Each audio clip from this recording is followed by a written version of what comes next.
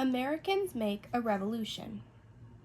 When the American Revolution began in 1775 at Lexington, Massachusetts, most English citizens and many American colonists thought there was little chance the tiny, poorly trained Patriot Army could win the war.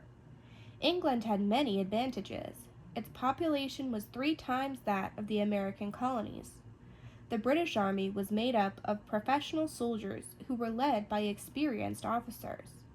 The British Navy, the largest in the world, commanded the seas.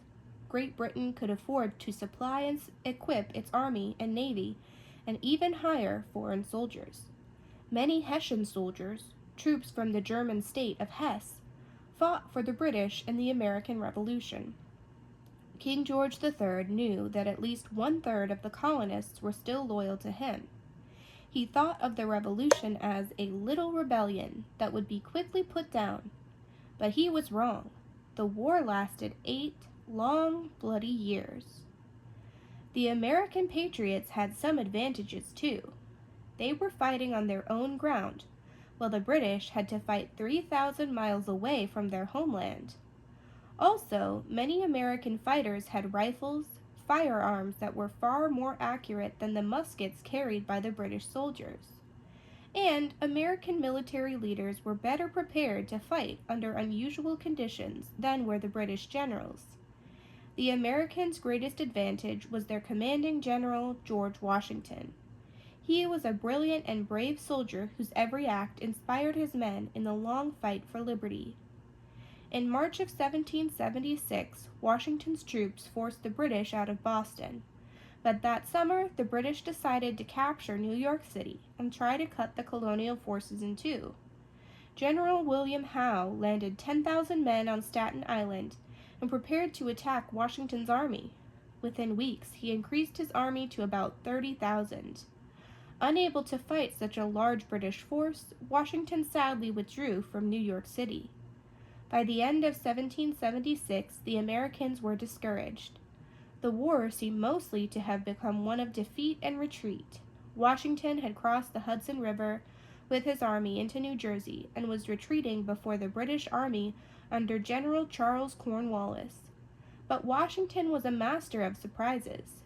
That bitterly cold Christmas night, he and his army crossed the ice-choked Delaware River. The next morning they charged into Trenton, New Jersey.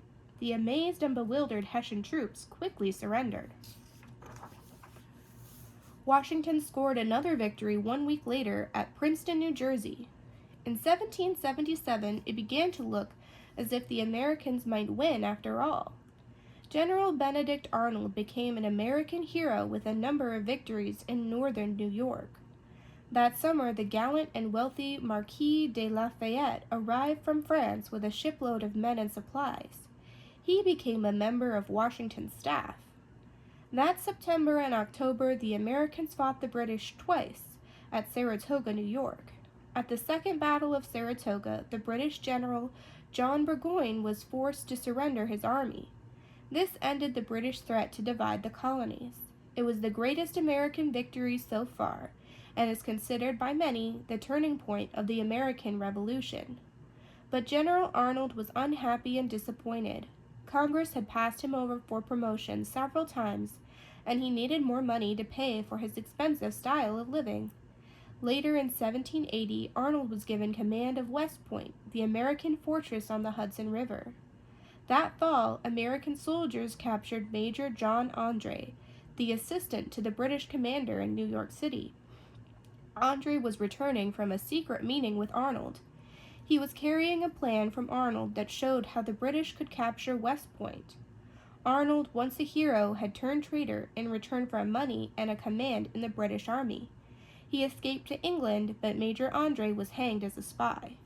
The winter of 1777 to 1778 was extremely cold. Washington spent the bitter winter months with his troops at Valley Forge, Pennsylvania. The soldiers struggled to stay warm and find enough food to survive. Most of the men were poorly dressed for such hard conditions. Many of them did not even have boots. But the American army stayed together. A Prussian officer, General Friedrich Manfred von Steuben, drilled the Patriot soldiers, and turned them into a well-trained fighting force. Then, in February of 1778, the French government decided to support the American cause. Soon, shiploads of supplies and French troops arrived. In the fall of 1779, American spirits were boosted again when the American ship Bonhomme Richard, commanded by John Paul Jones, defeated the British ship Serapis. Now America was winning important battles at sea as well as on land.